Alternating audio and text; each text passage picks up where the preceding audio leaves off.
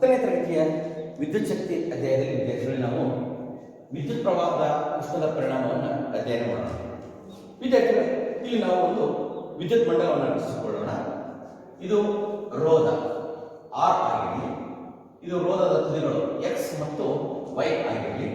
ಇದರ ನಡುವಿನ ವಿಭವಾಂತರವನ್ನು ಅಳೆಯಲು ನಾವು ವಿ ಅಂತ ಕರೆಯೋಣ. ಇದು ವೋಲ್ಟ್ ಮೀಟರ್. ನಂತರ ವಿದ್ಯುತ್ ಮಂಡಲದಲ್ಲಿ ವಿದ್ಯುತ್ತನ್ನು ಪ್ರವಹಿಸುವಂತೆ ಮಾಡಲು ವಿಭವಾಂತರವನ್ನು, ಈ ಎರಡು ವಾಹಕದ ನಡುವೆ ವಿಭವಾಂತರವನ್ನು ಒದಗಿಸಲು ನಾವು ವಿದ್ಯುತ್ ಕೋಶ ಅಥವಾ ಬ್ಯಾಟರಿಗಳನ್ನು ಸೇರಿಸಬೇಕು. ಈಗ ವಿದ್ಯುತ್ ಕೋಶವನ್ನು ಸೇರಿಸುತ್ತಿದ್ದೇವೆ. ಇದು ವಿದ್ಯುತ್ ಕೋಶ. ನಂತರ ಇದಕ್ಕೆ ಒಂದು ಸ್ವಿಚ್, ಇದಕ್ಕೆ ಸೇರಿಸ್ತೇವೆ ಅಂತಂದ್ರೆ ಒಂದು ಸ್ವಿಚ್ ಕೆ, ಇದು ವಿದ್ಯುತ್ ಕೋಶ. ನಂತರ ಇದರ ಮೂಲಕ ಹರಿಯುವ ವಿದ್ಯುತ್ ಪ್ರವಾಹವನ್ನು ಅಳೆಯಲು ಅಮೀಟರ್ ಅನ್ನ ಜೋಡಿಸುತ್ತೇವೆ. ಇದು ಒಂದು ಸರಳ ವಿದ್ಯುತ್ ಮಂಡಲ ಆಗಿದೆ. ಇಲ್ಲಿ ವಿದ್ಯಾರ್ಥಿಗಳೇ, ಎರಡು ವಾಹಕದ ಎರಡು ತುದಿಗಳ ನಡುವೆ ವಿಭವಾಂತರವನ್ನು ಉಂಟು ಮಾಡಲು ಅಥವಾ ವಿದ್ಯುತ್ ಪ್ರವಾಹವನ್ನು ಉಂಟು ಮಾಡಲು ವಿದ್ಯುತ್ ಕೋಶವನ್ನು ಸೇರಿಸಬೇಕಾಗುತ್ತದೆ. ಅದರ ಮೂಲಕ ಹರಿಯುವ ವಿದ್ಯುತ್ ಪ್ರವಾಹವನ್ನು ಅಳೆಯಲು ಅಮೀಟರ್ ಅನ್ನ ಸೇರಿಸಬೇಕಾಗುತ್ತದೆ. ನಂತರ ಎರಡು ತುದಿಗಳ ನಡುವಿನ ವಿಭವಾಂತರವನ್ನು ಅಳೆಯಲು ವೋಲ್ಟ್ ಮೀಟರ್ ಅನ್ನು ಇಲ್ಲಿ ಸೇರಿಸಿದ್ದೇವೆ. ಯಾವ ವಾಹಕದ ನಡುವೆ ವಿದ್ಯುತ್ ಪ್ರವಾಹವನ್ನು ಸೆಳೆಯಲು ಅಥವಾ ವಿದ್ಯುತ್ ಪ್ರವಾಹವನ್ನು ಉಂಟು ಮಾಡಲು ನಾವು ವಿದ್ಯುತ್ ಕೋಶವನ್ನು ಸೇರಿಸಲೇಬೇಕು. ಈ ವಿದ್ಯುತ್ ಕೋಶದಿಂದ ಹರಿತಕ್ಕಂಥ ವಿದ್ಯುತ್ ಪ್ರವಾಹವು ವಸ್ತುವಿಗೆ ವಿವಿಧ ಕೆಲಸಗಳಿಗೆ ಉಪಯೋಗಿಸಲಾಗುತ್ತದೆ. ಎಲ್ಲಾ ವಿದ್ಯುತ್ ಕೇವಲ ಮೂಲ ವಿದ್ಯುತ್ ಪ್ರವಾಹವು ಒಂದೇ ಕೆಲಸಕ್ಕೆ ಉಪಯೋಗಿಸಲಾಗುವುದಿಲ್ಲ. ಉದಾಹರಣೆಗೆ, ಒಂದು ಭಾಗವು ಮೂಲ ಕೆಲಸಕ್ಕೆ ಉಪಯೋಗಿಸಿದರೆ ಇನ್ನೊಂದು ಭಾಗವು ಉಷ್ಣದ ರೂಪದಲ್ಲಿ ವ್ಯಯವಾಗುತ್ತದೆ. ವಿದ್ಯುತ್ ಮಂಡಲದಲ್ಲಿ ಮೂಲ ಕಾರ್ಯಕ್ಕೆ ಒದಗಿಸಿದಂತಹ ವಿದ್ಯುತ್ ಮೂಲ ಕೆಲಸಕ್ಕಷ್ಟೇ ಉಪಯೋಗಿಸಲಾಗುವುದಿಲ್ಲ. ವಿದ್ಯುತ್ ಪ್ರವಾಹದ ಇನ್ನೊಂದು ಭಾಗ ಉಷ್ಣದ ರೂಪದಲ್ಲಿ ವ್ಯಯವಾಗುತ್ತದೆ. ಉದಾಹರಣೆಗೆ, ಇಸ್ತ್ರಿ ಪೆಟ್ಟಿಗೆ ತೆಗೆದುಕೊಳ್ಳೋಣ. ಇಸ್ತ್ರಿ ಪೆಟ್ಟಿಗೆ, ಇಲ್ಲಿ ಇಸ್ತ್ರಿ ಪೆಟ್ಟಿಗೆ ಮತ್ತು ಫ್ಯಾನ್, ಇಸ್ತ್ರಿ ಪೆಟ್ಟಿಗೆ, ಫ್ಯಾನ್. ಇಲ್ಲಿ ನಾವು ಒಂದು ಫ್ಯಾನ್ ತಿರುಗಲು ವಿದ್ಯುತ್ ಪ್ರವಾಹವನ್ನ ಹರಿಸ್ತಾ ಇದ್ದೀವಿ. ಫ್ಯಾನ್ ಅನ್ನ ತುಂಬಾ ಸಮಯದವರೆಗೆ ಫ್ಯಾನ್ ಅನ್ನ ತಿರುಗಿಸಿದಾಗ ಆ ಫ್ಯಾನ್ ತುಂಬಾ ಸಮಯದ ನಂತರ ಬಿಸಿಯಾಗುತ್ತದೆ. ಏಕೆಂದರೆ ವಿದ್ಯುತ್ ಪ್ರವಾಹದ ಮೂಲ ಶಕ್ತಿಯು ಫ್ಯಾನ್ ಅನ್ನು ತಿರುಗಿಸಲು ಉಪಯೋಗಿಸಿದರೆ ಇನ್ನುಳಿದ ಶಕ್ತಿಯು ಉಷ್ಣದ ರೂಪದಲ್ಲಿ ವ್ಯಯವಾಗುತ್ತದೆ. ಅಂದರೆ ಯಾವುದೇ ಒಂದು ರೋಧದ ಮೂಲಕ ವಿದ್ಯುತ್ ಪ್ರವಾಹವನ್ನು ಹರಿಸಿದಾಗ ಪ್ರವಹಿಸಿದ ವಿದ್ಯುತ್ ಪ್ರವಾಹವು ಉಷ್ಣದ ರೂಪದಲ್ಲಿ ಪರಿವರ್ತನೆಯಾಗುತ್ತದೆ. ಇದನ್ನೇ ವಿದ್ಯುತ್ ಪ್ರವಾಹ ಉಷ್ಣದ ಪರಿಣಾಮ ಎಂದು ಕರೆಯುತ್ತಾರೆ. ಈ ಒಂದು ಪರಿಣಾಮವನ್ನ ಇನ್ನೊಂದ್ಸಾರಿ ವಾಕ್ಯವನ್ನು ಹೇಳೋಣ. ವಿದ್ಯುತ್ ಪ್ರವಾಹದ ಉಷ್ಣ ಪರಿಣಾಮ ಎಂದರೇನು? ಯಾವುದೇ ಒಂದು ರೋಧದ ಮೂಲಕ ವಿದ್ಯುತ್ತನ್ನು ಹರಿಸಿದಾಗ ಅಥವಾ ಪ್ರವಹಿಸಿದಾಗ ಅದು ಉಷ್ಣದ ರೂಪದಲ್ಲಿ ಪರಿವರ್ತನೆ ಆಗುತ್ತದೆ ಅಥವಾ ವ್ಯಯವಾಗುತ್ತದೆ. ಇದನ್ನೇ ವಿದ್ಯುತ್ ಪ್ರವಾಹದ ಉಷ್ಣದ ಪರಿಣಾಮ ಎನ್ನುವರು. ಈ ಪರಿಣಾಮವನ್ನು ಉಪಯೋಗಿಸಿ ಕೆಲಸ ಮಾಡುವ ಸಾಧನಗಳೆಂದರೆ ಇಸ್ತ್ರಿ ಪೆಟ್ಟಿಗೆ ಮತ್ತು ವಿದ್ಯುತ್ ಹೀಟರ್. ವಿದ್ಯುತ್ ಹೀಟರ್ ಇವು ಎರಡು ವಿದ್ಯುತ್ ಪ್ರವಾಹದ ಉಷ್ಣದ ಪರಿಣಾಮವನ್ನು ಉಪಯೋಗಿಸಿಕೊಂಡು ಕೆಲಸ ಮಾಡುವ ಸಾಧನಗಳಾಗಿವೆ.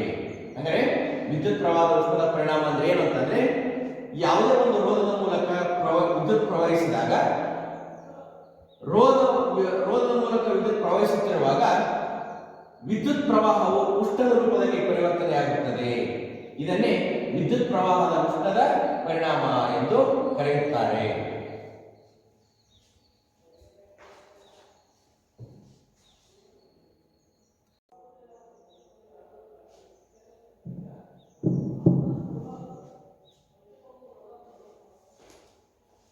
ವಿದ್ಯಾರ್ಥಿಗಳೇ, ಇದೇ ರೀತಿಯಲ್ಲಿ ನಾವು ಚೌಲನ ವಿದ್ಯುತ್ ಪ್ರವಾಹದ ನಿಯಮವನ್ನ ತಿಳಿಯೋಣ. ಚೌಲನ ಉಷ್ಣೋತ್ಪಾದನ ನಿಯಮವನ್ನ ತಿಳಿಯೋಣ.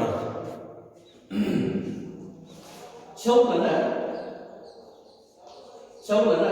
ಉಷ್ಣೋತ್ಪಾದನ ನಿಯಮ.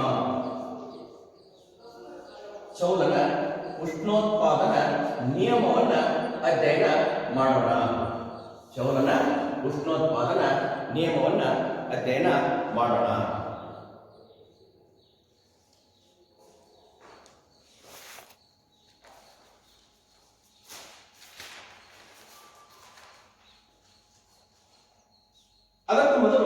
ಇಲ್ಲಿ ಒಂದು ವಿದ್ಯುತ್ ಮಂಡಲವನ್ನ ರಚನೆ ಮಾಡ್ಕೊಳ್ಳೋಣ. ವಿದ್ಯುತ್ ಮಂಡಲ ಇದು ರೋಧ ಆಗಿರಲಿ. ರೋಧ ಈ ಎರಡು ತುದಿಗಳ ಎಕ್ಸ್ ಮತ್ತು ವೈ ಅಂತಕ್ಕಂಥ ತುದಿಗಳು, ಇವುಗಳ ನಡುವಿನ ವಿಭವಾಂತರ ವೋಲ್ಟ್ ಮೀಟರ್ ನಿಂದ ಅಳತೆ ಮಾಡೋಣ. ನಂತರ ವಿದ್ಯುತ್ ಪ್ರವಾಹವನ್ನು ಉಂಟು ಮಾಡಲು ಮೊದಲು ಒಂದು ಸ್ವಿಚ್ ಅನ್ನ ಜೋಡಿಸೋಣ. ನಂತರ ವಿಭವವನ್ನು ಉಂಟು ಮಾಡಲು ಒಂದು ವಿದ್ಯುತ್ ಕೋಶವನ್ನ ಸೇರಿಸೋಣ. ನಂತರ ವಿದ್ಯುತ್ ಪ್ರವಾಹವನ್ನ ಅಳೆಯಲು ಒಂದು ವಿದ್ಯುತ್ ಪ್ರವಾಹವನ್ನ ಅಳೆಯಲು ಐ ಅನ್ನು ಅಳೆಯಲು ಅಮ್ಮೀಟರ್ ಅನ್ನ ಜೋಡಿಸೋಣ. ನಂತರ ಇಲ್ಲಿಗೆ ಒಂದು ವಿದ್ಯುತ್ ಮಂಡಲವನ್ನು ನಾವು ರಚಿಸಿದೆವು. ನಂತರ ವಿದ್ಯಾರ್ಥಿಗಳೇ ಏನಪ್ಪ ಅಂತಂದ್ರೆ ಚೌಕನ ಉಷ್ಣೋತ್ಪಾದನಾ ನಿಯಮವನ್ನು ನಾವೀಗ ಅಧ್ಯಯನ ಮಾಡ್ತಾ ಇದ್ದೇವೆ. ಇಲ್ಲಿ ಒಂದು ವಿದ್ಯುತ್ ಮಂಡಲವಿದೆ, ಅದರಲ್ಲಿ ಒಂದು ರೋಧವಿದೆ. ಆ ವಿದ್ಯುತ್ ಮಂಡಲದ ರೋಧ ವಿದ್ಯುತ್ ಪ್ರವಹಿಸುವ ಒಂದು ರೋಧದ ಮೂಲಕ ಆ ವಾಹಕದ ರೋಧ ಆರ್ ಆಗಿರಲಿ. ಇದು ರೋಧ, ವಾಹಕದ ರೋಧ ಆರ್ ಆಗಿರಲಿ. ವಾಹಕದ ರೋಧ ಆರ್ ಆಗಿರಲಿ. ಅದರ ಮೂಲಕ ಹರಿಯುವ ವಿದ್ಯುತ್ ಪ್ರವಾಹ ಐ ಆಗಿರಲಿ. ವಾಹಕದ ರೋಧ ಆರ್ ಆಗಿರಲಿ. ಅದರ ಮೂಲಕ ಹರಿಯುವ ವಿದ್ಯುತ್ ಪ್ರವಾಹ ಐ ಆಗಿರಲಿ. ನಂತರ ರೋಧದ ನಡುವೆ ಇರುವ ವಿಭವಾಂತರ, ರೋಧದ ನಡುವೆ ಇರುವ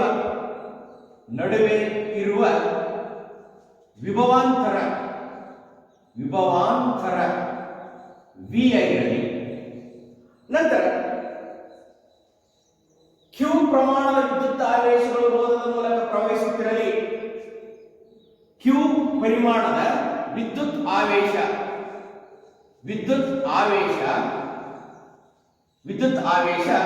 ರೋಧದ ಮೂಲಕ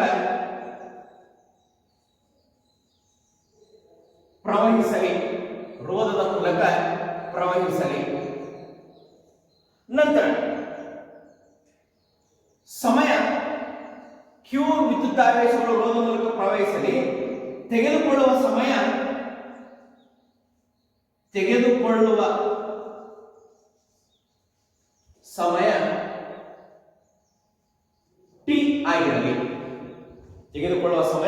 ಟಿ ಆಗಿರಲಿ.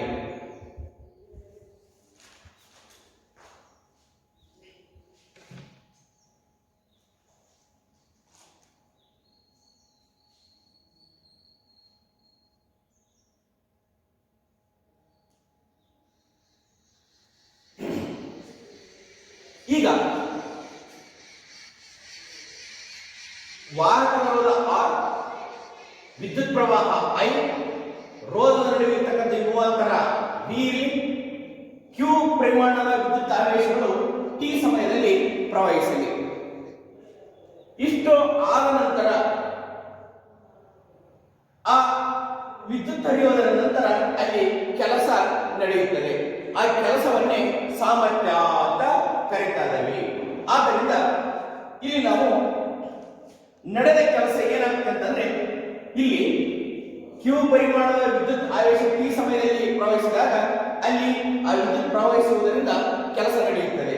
ಉದಾಹರಣೆಗೆ ಫ್ಯಾನ್ ತಿರುಗೋದಾಗಿರಬಹುದು ಅಥವಾ ಚಲನೆಯಲ್ಲಿ ಆಗಿರಬಹುದು. ನಡೆದ ಕೆಲಸ ಈಸ್ ಈಕ್ವಲ್ಸ್ ಯಾವುದರಿಂದ ನಡೆಯುತ್ತೆ? ವಿಭವ ಮತ್ತು ವಿದ್ಯುತ್ ಆವೇಶಗಳ ಗುಣಲಬ್ಧ. ವಿಭವ ಇಂಟು ವಿದ್ಯುತ್ ಆವೇಶ. ವಿಭವ ಮತ್ತು ವಿದ್ಯುತ್ ಆವೇಶಗಳ ಗುಣಲಬ್ಧ ನಡೆದ ಕೆಲಸವನ್ನ ತೋರಿಸುತ್ತದೆ. ಇಲ್ಲಿ ಆ ರೋಧವನ್ನು ಹೊಂದಿರತಕ್ಕಂಥ ರೋಧದ ಮೂಲಕ ಐ ಪರಿಮಾಣದ ವಿದ್ಯುತ್ ಪ್ರವಹಿಸಿದಾಗ ಇರುವ ವಿಭವಾಂತರ ವಿ ಆಗಿರಲಿ, ಕ್ಯೂ ಪರಿಮಾಣದ ವಿದ್ಯುತ್ ಆವೇಶಗಳು ಟಿ ಸಮಯದಲ್ಲಿ ಪ್ರವಹಿಸಿದಾಗ ಕೆಲಸ ನಡೆಯುತ್ತದೆ. ಅಂದ್ರೆ ಉದಾಹರಣೆಗೆ ಫ್ಯಾನ್ ತಿರುಗೋದಾಗಿರಬಹುದು. ಹಾಗೆ ನಡೆದ ಕೆಲಸವ ಯಾವುದೇ ವಿಭವ ಮತ್ತು ವಿದ್ಯುತ್ ಆವೇಶಗಳ ಗುಣಲಬ್ಧ ನಡೆದ ಕೆಲಸವನ್ನ ಕೊಡುತ್ತದೆ. ಇಲ್ಲಿ ನಡೆದ ಕೆಲಸ ವಿದ್ಯುತ್ ಸಾಮರ್ಥ್ಯವಾಗುತ್ತದೆ. ಆದ್ದರಿಂದ ಸಾಮರ್ಥ್ಯ ಅನ್ನೋದಕ್ಕೆ ನಾವು ಪವರ್ ಪಿ ಅಂತ ಗುರುತು ಮಾಡ್ತಾ ಇದ್ದೇವೆ. ಸಾಮರ್ಥ್ಯ ಇಸ್ ಈಕ್ವಲ್ಸ್ ವಿಭವಕ್ಕೆ ವಿ, ವಿದ್ಯುತ್ ಆವೇಶಕ್ಕೆ ಕ್ಯೂ ಅಂತ ಗುರುತು ಮಾಡ್ತಾ ಇದ್ದೇವೆ. ನಂತರ ಇಲ್ಲಿ ಕ್ಯೂ ಪರಿಮಾಣದ ವಿದ್ಯುತ್ ಆವೇಶಗಳು ಟಿ ಸಮಯದಲ್ಲಿ ಪ್ರವಹಿಸುವುದರಿಂದ ನಾವೇನ್ ಮಾಡ್ತೀವಪ್ಪ ಅಂತಂದ್ರೆ P is equals V into Q divided by T ಅಂತ ಗುರುತು ಮಾಡ್ತಾ ಇದ್ದೇವೆ. ಆದ್ದರಿಂದ ಈ ಟಿ ಸಮಯದಲ್ಲಿ ಸಾಮರ್ಥ್ಯ ನಡೆಯುವುದರಿಂದ ಇಲ್ಲಿ P into T is equals V into Q divided by T ಅಂತ ಗುರುತು ಮಾಡಿದ್ವಿ. ನಂತರ ಇಲ್ಲಿ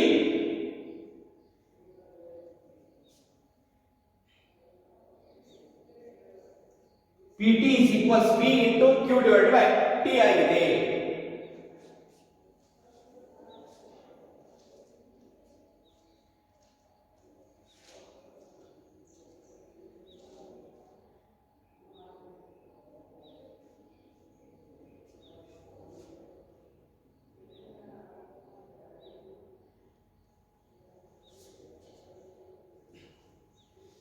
ಇಲ್ಲಿ ವಿದ್ಯಾರ್ಥಿಗಳೇ Pt is equals V into I ಅಂತ ಬರೀತೀವಿ. ಏಕೆಂದರೆ I is equals ಅಂದ್ರೆ ವಿದ್ಯುತ್ ಪ್ರವಾಹದ ಸೂತ್ರ ಏನಪ್ಪಾ ಅಂತಂದ್ರೆ ಏಕಮಾನದಲ್ಲಿ ವಿದ್ಯುತ್ ಆವೇಶಗಳ ಹರಿವಿನ ಪರಿಮಾಣವನ್ನೇ ವಿದ್ಯುತ್ ಪ್ರವಾಹ ಅಂತ ಕರೀತಾರೆ ನಾವು ಓದಿದ್ವಿ. ಆದ್ದರಿಂದ I is equals Q divided by T. ಆದ್ದರಿಂದ Q divided by T ಬದಲಾಗಿ I ಬರ್ತದೆ. Pt is equals V into I ಆಯ್ತು. ಇಲ್ಲಿ ಟಿ ಸಮಯದಲ್ಲಿ ಅಂದ್ರೆ ಸಾಮರ್ಥ್ಯವು ವಿದ್ಯುತ್ ಆವೇಶಗಳ ಪರಿಮಾಣದಲ್ಲಿ ನಡೆದಿದೆ ಅಂತಂದ್ರೆ ಇಲ್ಲಿ ಉಷ್ಣ ಉತ್ಪತ್ತಿಯಾಗಿದೆ. ಆದ್ದರಿಂದ ಉಷ್ಣ ಸಾಮರ್ಥ್ಯದ ಬದಲಾಗಿ ಏಕಮಾನ ಕಾಲದಲ್ಲಿ ನಡೆದ ಸಾಮರ್ಥ್ಯವು ಉಷ್ಣವಾಗಿ ಪರಿವರ್ತನೆಯಾಗಿದೆ. ಆದ್ದರಿಂದ ಪಿಟಿ ಬದಲಾಗಿ ನಾನು ಏನ್ ಬರೀತಾ ಇದ್ದೀನಿ ಅಂತಂದ್ರೆ ಹೆಚ್ ಬರೀತಾ ಇದ್ದೀನಿ. H is equals V into I ಆಗಿದೆ. H is equals V into I ಆಗಿದೆ.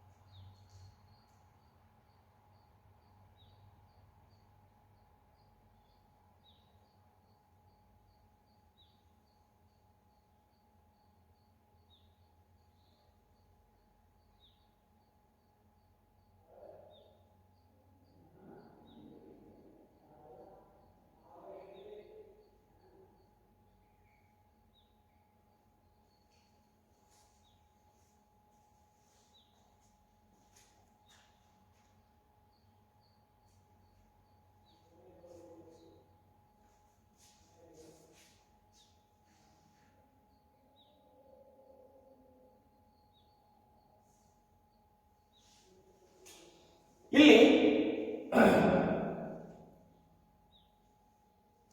ಓಮನ ನಿಯಮದ ಪ್ರಕಾರ V is equals IR. V is equals IR ಆಗಿದೆ. ಓಮನ ನಿಯಮದ ಪ್ರಕಾರ V is equals IR ಆಗಿದೆ. ಇಲ್ಲಿ V ಬದಲಾಗಿ ನಾವು IR ಅನ್ನು ಹಾಕೋಣ. H is equals IR into I into T. ಅವಾಗ ಏನಾಗುತ್ತೆ? H is equals I square R T ಆಗುತ್ತೆ. H is equals I square R T ಆಗುತ್ತೆ. ಓಕೆ, ಇನ್ನೊಂದ್ಸರಿ ಹೇಳೋಣ. ಚೌಲನ ಉಷ್ಣೋತ್ಪಾದನ ನಿಯಮ.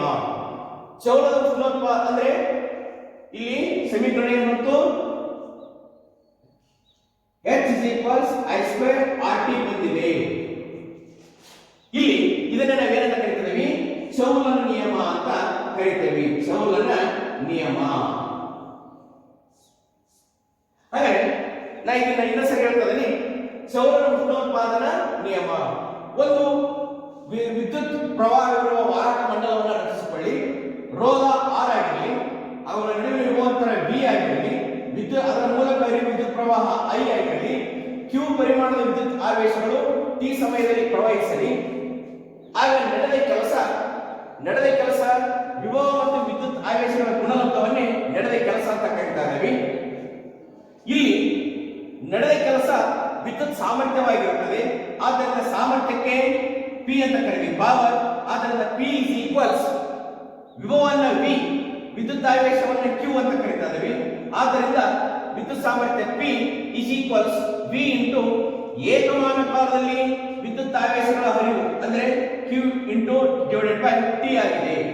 ಆದ್ದರಿಂದ PT is equals V into Q divided by T ಆಗಿದೆ. ಆದ್ದರಿಂದ PT is equals V into I. ಏಕೆಂದರೆ I ಅಂದರೆ ಏಕಮಾನ ಕಾಲದಲ್ಲಿ ಹರಿಯುವ ವಿದ್ಯುತ್ ಆವೇಶಗಳ ಪರಿಮಾಣ. ಇಲ್ಲಿ ವಿದ್ಯುತ್ ಸಾಮರ್ಥ್ಯ ಉಷ್ಣವಾಗಿ ಪರಿವರ್ತನೆ ಆಗುವುದರಿಂದ H ಅಂತ ಬರೆಯುತ್ತೇವೆ, ಹೀಟ್ ಅಂತ. H is equals V into I into T. V is equals I into ಇಲ್ಲಿ ಓಮನ ನಿಯಮದ ಪ್ರಕಾರ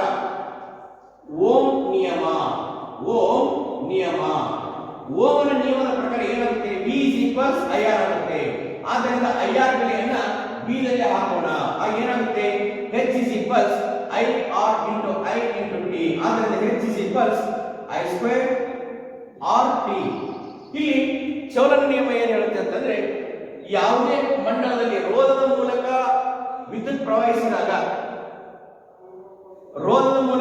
ಪ್ರವಹಿಸಿದಾಗ ಉತ್ಪತ್ತಿಯಾಗುವ ಉಷ್ಣದ ಪರಿಮಾಣವು ಆ ರೋಧದ ಮೂಲಕ ಹರಿಯುವ ವಿದ್ಯುತ್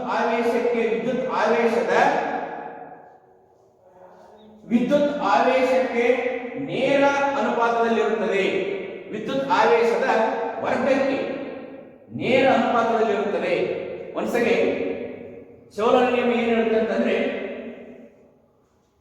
ವಾಹಕದ ರೋಧದ ಮೂಲಕ ವಿದ್ಯುತ್ ಪ್ರವಹಿಸಿದಾಗ ಉತ್ಪತ್ತಿಯಾಗುವ ಉಷ್ಣವು ಅದರ ಮೂಲಕ ಹರಿಯುವ ವಿದ್ಯುತ್ ಪ್ರವಾಹ ವರ್ಗಕ್ಕೆ ನೇರ ಅನುಪಾತದಲ್ಲಿರುತ್ತದೆ. ಒಂದನೇ ಪಾಯಿಂಟ್ ಏನಪ್ಪಾ ಅಂತಂದ್ರೆ, ಉಷ್ಣವು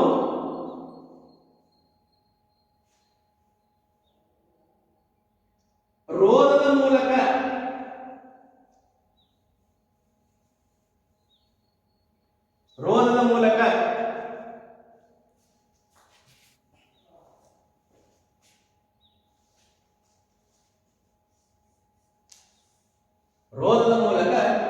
ಹರಿಯುವ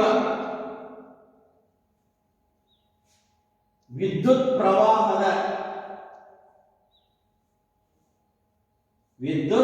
ಪ್ರವಾಹದ ವರ್ಗಕ್ಕೆ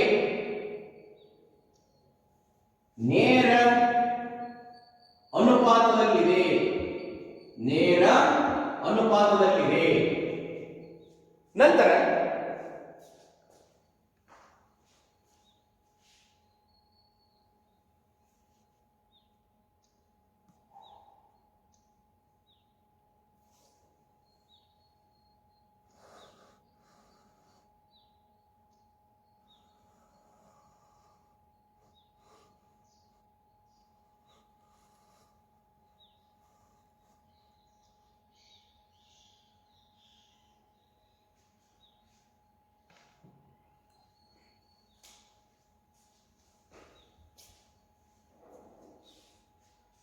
ವಾಹಕದಲ್ಲಿ ಬಿಡುಗಡೆಯಾಗುವ ಉಷ್ಣವು ರೋಧದ ಮೂಲಕ ಹರಿಯುವ ವಿದ್ಯುತ್ ಪ್ರವಾಹದ ವರ್ಗಕ್ಕೆ ನೇರ ಅನುಪಾತದಲ್ಲಿದೆ.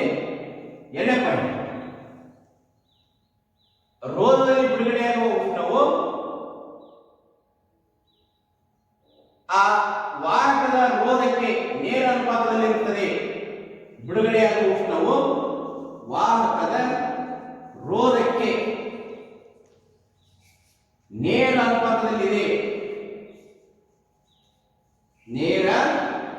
ಅನುಪಾತದಲ್ಲಿದೆ. ಅದೇ ತರ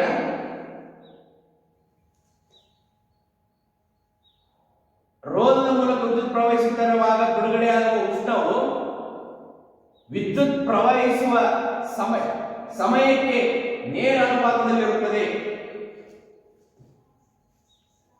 ವಿದ್ಯುತ್ ಪ್ರವಹಿಸುವ ಸಮಯಕ್ಕೆ ನೇರ ಅನುಪಾತದಲ್ಲಿದೆ.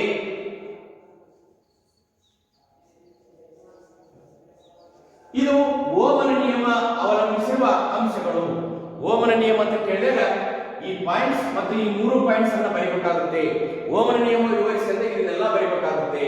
ಹಾಗಾದರೆ ಓಮನ I²RT. ಅಂದ್ರೆ ವಿದ್ಯುತ್ ಮಂಡಲದಲ್ಲಿ ವಿದ್ಯುತ್ ಪ್ರವಹಿಸುತ್ತಿರುವಾಗ, ರೋಧದ ಮೂಲಕ ವಿದ್ಯುತ್ ಹರಿಯುವಾಗ ಬಿಡುಗಡೆಯಾಗುವ ಉಷ್ಣದ ಪರಿಮಾಣವು ಅದರ ಮೂಲಕ ರೋಧದ ಮೂಲಕ ಹರಿಯುವ ವಿದ್ಯುತ್ ಪ್ರವಾಹದ ವರ್ಗಕ್ಕೆ ನೇರ ಅನುಪಾತದಲ್ಲಿರುತ್ತದೆ. ನಂತರ ಬಿಡುಗಡೆಯಾಗುವ ಉಷ್ಣವು ವಾಹಕದ ರೋಧಕ್ಕೆ ನೇರ ಅನುಪಾತದಲ್ಲಿರುತ್ತದೆ. ನಂತರ ಬಿಡುಗಡೆಯಾಗುವ ಉಷ್ಣವು ವಿದ್ಯುತ್ ಪ್ರವಹಿಸುವ ಸಮಯಕ್ಕೆ ನೇರ ಅನುಪಾತದಲ್ಲಿ ಇರುತ್ತದೆ.